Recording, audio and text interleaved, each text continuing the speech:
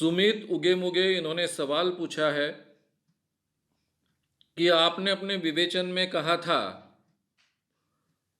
कि अगर कोई ऐसा व्यक्ति, इतना ईमानदार व्यक्ति, इतनी सोच रखने वाला व्यक्ति, इतनी व्यापक दृष्टि रखने वाला कोई व्यक्ति अगर सत्ता में आए तो किसानों के प्रॉब्लम्स हल होने की दिशा में कुछ हो सकता है। तो क्या ऐसा कोई व्यक्ति आपके सामने है? अभी तो इस पॉइंट में बिल्कुल नहीं है कोई।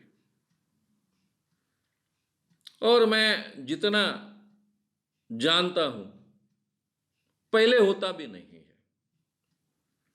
कोई अगर गांधी जी को पहले देख लेता और कहता कि ये आदमी इस ढंग से बातें रखने वाला है और कल जाकर पूरे देश का नेता बनने वाला है, तो कोई कह नहीं सकता था। वो उस समय की उपज होती है और समय के उपज के साथ में उस व्यक्ति में वो क्षमता चाहिए, वो सामर्थ्य चाहिए। मैंने जयप्रकाश नारायण को पहले भी बहुत नजदीक से देखा है। जब वो आंदोलन शुरू होने का था, कोई उनके पास ज़्यादा लोग नहीं रहते थे, कोई उनको ज़्यादा पहचानता नहीं था। स्वतंत्रता आंदोलन में उन्होंने बहुत काम किया था, कांग्रेस के कद्दावर नेता भी थे। वो थोड़े कम्युनिस्ट विचारों के थे। कांग्रेस में जो एक कम्युनिस्ट विचारधारा का गुट था, उसमें के वे एक थे। और जब कांग्रेस के बड़े बड़े लीडर जेल में ठुसे गए तो इन लोगों ने बहुत ही छुप कर कुछ काम किए, इसलिए उनके पीछे एक बहुत बड़ा ग्लैमर भी था। लेकिन बाद में जयप्रकाश जी को कोई बहुत ज्यादा जानता नहीं था। जिनको कांग्रेस का पुराना आंदोलन मालूम है, उसमें जयप्रकाश नारायण क्या चीज थे ये मालूम है, वही लोगों को केवल उनका महत्व लगता था। बुधान आंदोलन से वो जुड़े हुए थे। मैं बुधान आंदोलन से डायरेक्टली संबंधित था, मेरे पिताजी उसमें काम करते थे। बुधान आंदोलन का एक सामयोग नाम का साप्ताहिक था, उसके वो संपादक थे, वो विनोबा जी के सेक्रेटरी थे। लेकिन इसके बावजूद जयप्रकाश के बारे में बहुत कुछ बड़ी व्यक्ति है ऐसा कोई वातावरण नहीं था। 73 में, यानी 73 की बात है, गुजरात का आंदोलन हुआ विद्यार्थियों का भ्रष्टाचार के खिलाफ। उनका नेतृत्व करने के लिए उनको बुलाया गया, उसमें वो शरीक हुए। उस कारण जयप्रकाश नारायण जैसा बड़ा व्यक्ति, जो इंदिरा गांधी को हिंदू कहता है, अपनी बेटी मानता है, ऐसा एक व्यक्ति उस आंदोलन की अगुवाई कर रहा है। गफूर सरकार थी तब गुजरात में। तो उस आंदोलन का ऐसा परिणाम हुआ कि गफूर को रेसिग्नेशन देना पड़ा और उसको अपनी गद्दी छोड़नी पड़ी। परिणाम ऐसा हुआ कि बिहार में आंदोलन भड़का। फिर उसकी अगुवाई, नेतृत्व जयप्रकाश नारायण ने किया। धीरे धीरे उसमें सभी पार्टियां शरीक होते गई। नहीं तो उसके पहले जयप्रकाश नारायण का संगठन, यानी हमारी तरुण शांति सेना, बहुत शांति से काम करती थी। एक कैंप से दूसरा कैंप, दूसरे कैंप से तीसरा कैंप। हम एक गांधीयन समाज को निर्माण करना चाहते हैं, इस ढंग से करेंगे, ऐसी बातें करते थे। कभी कभी छूट-फूट दिशा में क्रांति का आंदोलन वगैरह करते थे। लेकिन एक देशव्यापी कुछ तो भी हो रहा है। ये पहली बार जयप्रकाश नारायण का आंदोलन, जो हमारे नेता थे, हमारे संगठन के प्रमुख थे, वो पूरे देश के नेता बन गए। तो ये प्रक्रिया इस ढंग से होती है। यानी आदमी पैदा नहीं होता है, लेकिन जिस आदमी में इस ढंग की क्षमता होती है, उसकी अगुवाई करने लगता है, तो फिर उसको महत्व मिलता है, लोग उसके पीछे खड़े हो जाते हैं। और फिर उस आंदोलन का परिणाम ऐसा हुआ कि इमरजेंसी आई। यानी बहाना तो है इलाहाबाद का कोर्ट का निर्णय, लेकिन जयप्रकाश का आंदोलन सही मायने में इमरजेंसी लाने का बहाना था इंदिरा गांधी को, क्योंकि उसके कंट्रोल के बाहर चीजें निकल रही थी, जा रही थी।